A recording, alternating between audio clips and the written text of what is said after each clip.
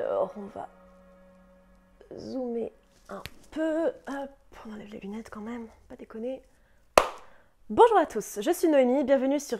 Tu vas vraiment tourner comme ça?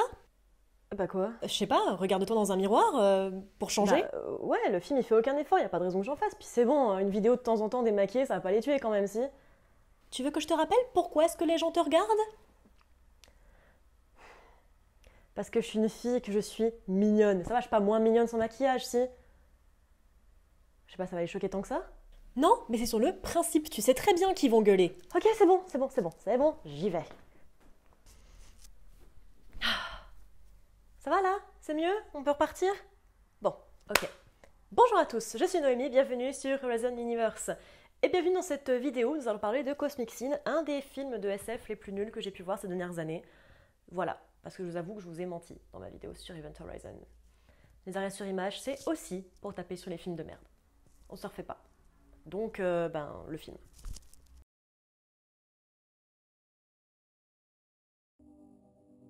Le film s'ouvre sur une brève description de ce qui se passe dans le monde. En 2031, la première colonie martienne est créée. En 2042, une alliance, avec un grand A s'il vous plaît, est formée, et la technologie de la propulsion quantique permet aux hommes de coloniser l'univers. En 2281, la colonie martienne s'effondre, et l'alliance a la main mise sur 3 colonies dont la Terre. Et en 2519 très exactement, une des colonies tentant la sécession, un général du nom de James Ford balance une bombe pour raser le tout. L'inspiration est hors de carbone. Le film se passe donc en 2524, quelques années après l'explosion de la colonie, avec 2 acteurs random un petit peu BG qui se roulent des méga palos histoire de réveiller un peu le public. Seuls sur une planète ou un astéroïde, on sait pas trop et on s'en fout, se faisant surprendre par quelque chose, alors qu'ils sont censés être seuls. Mon Dieu, quelle surprise! De retour sur Terre, nous retrouvons le général Ryle, interprété par Frank Grillo, prévenu de manière instantanée ou presque de ce premier contact. Littéralement, on a un panneau qui indique 6 minutes depuis le premier contact. Je veux bien qu'ils aient la capacité de se déplacer de manière quantique magique sa mère, mais des communications à travers l'espace de manière instantanée? Really? Nous retrouvons notre chauve préféré à tous, Bruce Willis, notre fameux James Ford, en train de boire son apéro dans un petit boui-boui. Quand on vient l'emmerder alors que merde on veut juste prendre son shot, une bagarre éclate, c'est le bordel, c'est mal filmé, c'est incohérent, jusqu'à ce que les militaires viennent le chercher pour gérer le first contact. He needs you. The whole world needs you. Alors tout ce qu'on sait sur ce mec, c'est qu'il a bombé 70 millions de personnes. Moyen. Bruce Willis accepte, parce que sinon le film n'avance pas, et se retrouve dans une base militaire où son ex-femme, le docteur Léa Goss, visiblement pas très contente de le voir, l'attend pour un meeting. Les survivants de l'attaque de la planète sont rapatriés pour un débrief, et bordel, c'est si con! Les mecs ont été en contact avec une race non identifiée, ils sont visiblement mal en point, et tu les mets pas en quarantaine? C'est Prometheus 2.0, m'a pas prévenu? Genre, on les passe vite fait au geyser là, mais c'est trop tard! C'est genre tellement évident, regardez leurs tronches, leurs mouvements! Évidemment, les rescapés sont sous le contrôle d'aliens appelés les CGA, tuant les gardes avec une grosse baston franchement pas folle et très confuse visuellement. Genre, c'est le bordel, il n'y a aucune force d'impact, et on dirait qu'ils tournent dans un hangar de paintball. Et le tout coûte la vie à une 50aine de personnes. Ouais. Cette scène, pardon, mais c'est si mal géré. Je comprends la référence à Alien Resurrection, mais c'est vraiment pas le même délire. L'incident est considéré comme une menace pour l'humanité et l'Alliance veut tout défoncer, parce que la discussion n'a jamais été une option, montant une opération au doux nom de Cosmic Sin. Oh là là, c'est le titre du film, waouh! En gros, l'opération génocide parce qu'on a la flemme. Et genre, 3 pauvres généraux, ça valide un génocide et la fabrication d'une méga bombe par le gouvernement? J'adore comme dans les littérales 4 premières heures du contact, aucun effort n'a été fait pour discuter avec les CGA. Ok, la doc parle vaguement de l'éthique de la chose, mais c'est si forcé, l'actrice est si mauvaise, et c'est balancé si facilement sous le tapis que c'est à se demander quel est l'intérêt de soulever la question à la base. Pardon, mais cette armure faite en plastoc, on dirait un mélange entre genre Iron Man quand il est dans le désert et Edge of Tomorrow, mais fait par un gamin pour son projet d'art plastique en 6ème B. Genre, je sais qu'elle est censée être en plastoc, mais on entend et on voit littéralement que c'est fait en plastique bas de gamme, ça sursaute quand il marche, bordel. Tout ce petit monde dans la personne de Ford, Ryle, Goss, Braxton, Beck, Dash et Hardin, de manière forcée pour cette dernière, qui en plus la joie d'être jouée par une des actrices les plus mauvaises que j'ai jamais vues de ma vie, vont vers la planète Elora. Pourquoi Elora et pas la planète / la colonie minée au début par les 2 randoms acteurs? D'où on part d'une contamination sur une planète minière vide à Elora, une colonie apparemment bien implantée avec des centaines de personnes dessus?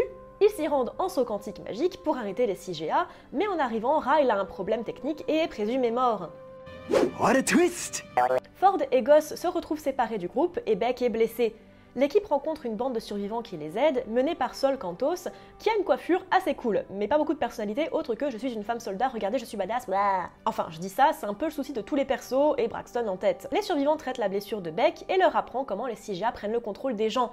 Ce qu'on savait déjà, mais c'est pas grave. Ford réussit à rejoindre l'avant-poste après avoir rencontré le roi sorcier d'Angmar, apparemment. Aucun effort sur les costumes, c'est juste dégueulasse. Genre, ils avaient tellement pas envie de se faire chier à faire du maquillage ou de l'animatronique qu'ils leur ont foutu une grosse cape et un masque, quoi. Et tout ça pour une scène what the fuck qui n'a aucun intérêt pour l'histoire. Ils tuent Beck parce que ça allait pas fort, alors que pourtant les gentils avaient une medbay, mais c'est pas grave. Et il est prévu de faire exploser le portail de saut quantique pour éviter l'invasion totale des CGA. Ce qui est con parce qu'ils sont manifestement déjà là et qu'ils ont les coordonnées de la Terre, comme indiqué par Hardin. Et éventuellement, c'est déjà trop tard, ils ont sûrement d'autres portails, et toute leur force n'est sûrement pas concentrée sur un seul système, s'ils sont pas trop débiles. Pardon, j'ai oublié ce qu'on regardait, pardon. Dans l'espace, Ryle est en fait, et vous l'aviez déjà vu venir si vous avez plus de 5 ans, en vie! What a twist! Et se porte volontaire pour faire exploser la bombe, étant de toute manière bloqué là-haut, alors autant être utile ma bonne dame, parce que apparemment c'est logique de l'utiliser lui comme force de propulsion, ou je sais pas trop quoi, on s'en fout, ça n'a aucun sens. Les CGA, pas la moitié d'un con, se rendent compte que les humains tiennent l'avant-poste avec un canon orbital et attaquent. Goss se révèle être un agent des CGA, What a twist!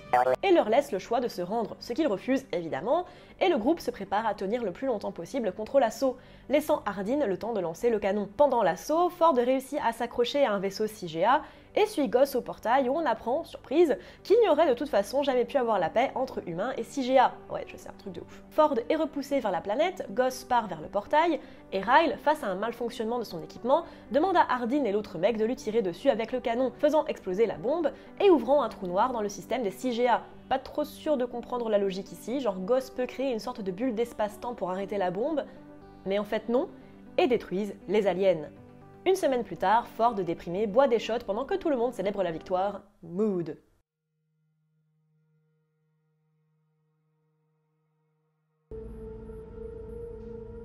Is this real? Oui Bruce, c'est bien réel, crois-moi, malheureusement. Bon, petit mot obligatoire sur la santé de Bruce Willis avant de me lancer dans ma conclusion, / mon explication, / mon pétage de plomb sur le truc. Je ne le savais pas quand j'ai vu ce film pour la première fois, mais depuis des communiqués ont été mis en ligne confirmant que Bruce Willis est atteint d'aphasie depuis plusieurs années. Et avec tout le respect que j'ai pour cet acteur qui a littéralement bercé mon enfance, ça fait vraiment chier de voir que ses managers se servent d'un homme malade pour gagner de la thune. Parce que clairement, il n'est pas du tout présent tout au long du film. Donc quand je parle de jeu d'acteur nul, de clichés sur pattes et de manque général d'implication, j'écarte Bruce Willis du lot qu'on s'entende bien. Mais waouh, le jeu d'acteur, les dialogues, les effets spéciaux, bordel, rien ne va. Les personnages n'ont aucune cohérence. Genre, Ryle demande à Bruce Willis s'il pense avoir les balls pour la mission.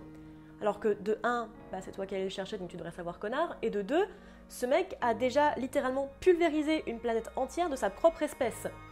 Donc, oui, le scénario part en cacahuète totale très rapidement avec des successions de scènes et de sous-plots qui n'ont rien à voir entre eux, au point où on se demande souvent qu'est-ce qu'on est en train de regarder en fait, mais vraiment, la seule motivation des persos c'est de buter de l'alien, aucune place au développement ni à l'empathie, on a beau t'expliquer que c'est ça ou la destruction de l'humanité, au final on n'en sait rien du tout si on réfléchit plus de 30 secondes, ce que manifestement les scénaristes n'ont pas fait. Et j'ai parlé de jeux d'acteurs mal fagotés, mais en vrai, il n'y a rien pour laisser les acteurs gérer leurs personnages. Et même un mec habitué du genre comme Frank Grillo, qui est normalement hyper cool à regarder, ne peut rien faire de plus avec le scénario qu'on lui donne. En règle générale, on a l'impression que personne n'a envie d'être là, les performances sont au bas mot médiocres, parce que rien dans l'histoire ne laisse dire que les personnages sont plus que des caricatures d'actionneurs.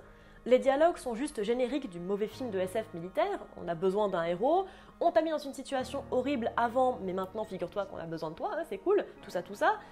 Du refait, du réchauffé, vraiment, ça me fait penser à Last Astronaut quoi, c'est le même délire.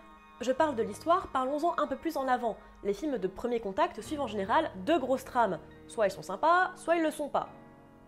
Difficilement plus créatif que ça.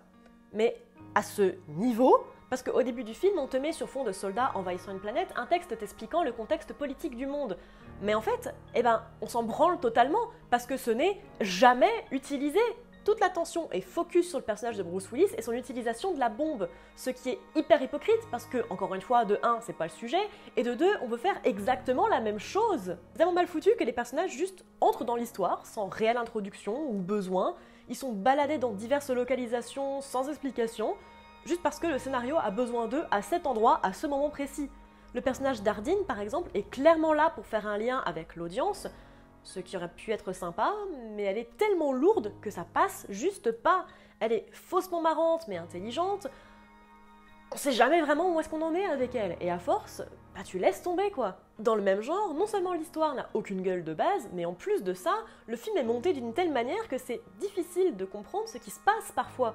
Surtout dans la scène où Bruce Willis est accueilli par les CGA, qui lui montrent une grotte et lui filent des visions sans le buter.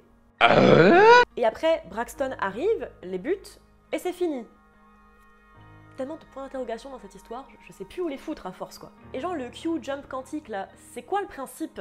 C'est un gate minuscule qui te balance de manière aléatoire au-dessus d'une planète, trop petit pour envoyer un vaisseau apparemment, du coup je comprends pas l'intérêt vu que c'est éminemment dangereux, et pas du tout fait pour le besoin attendu du truc. Genre évidemment que c'est pas pratique quand tu vas sur une planète en guerre, t'es une cible directe à ton arrivée, et rien d'étonnant à ce qu'on se blesse quand on te balance littéralement au-dessus d'une planète. Genre, ok, à un moment donné, on t'explique qu'on ne peut faire que des petits portails, à contrario des CGA qui en font des gros. Mais du coup, dans l'intro, on te dit qu'on a inventé les portails de saut quantique, ce qui nous a permis de conquérir l'espace. Donc ça se passe comment? Comment on a conquis des planètes entières avec des portails qui ne laissent pas passer de vaisseaux? Dans la même veine technologique, on est en 2500 et des patates, mais apparemment les voitures et les motos n'ont pas changé en 500 piges. Tout comme les armes d'ailleurs, apparemment, hein. Et genre, le top du futurisme, c'est les néons bleus et oranges. Genre, vous avez le budget d'une youtubeuse qui est payée au SMIC ou presque, quoi. Bravo, les gars. On est en pénurie, on est en mode économie d'énergie, c'est ça? Macron est toujours là en 2500. Enfin, tout ce qui change de notre monde à nous, c'est le barman robot. Littéralement. En fait, le film se prend juste beaucoup trop au sérieux pour être agréable à regarder. Et juste tout le temps le cul entre deux chaises.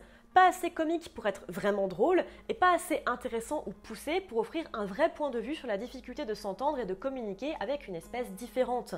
Le film essaye tellement d'être cool qu'à la fin c'est juste complètement raté, et n'est juste pas assez et n'offre pas assez pour pouvoir prétendre à se la péter comme il le fait.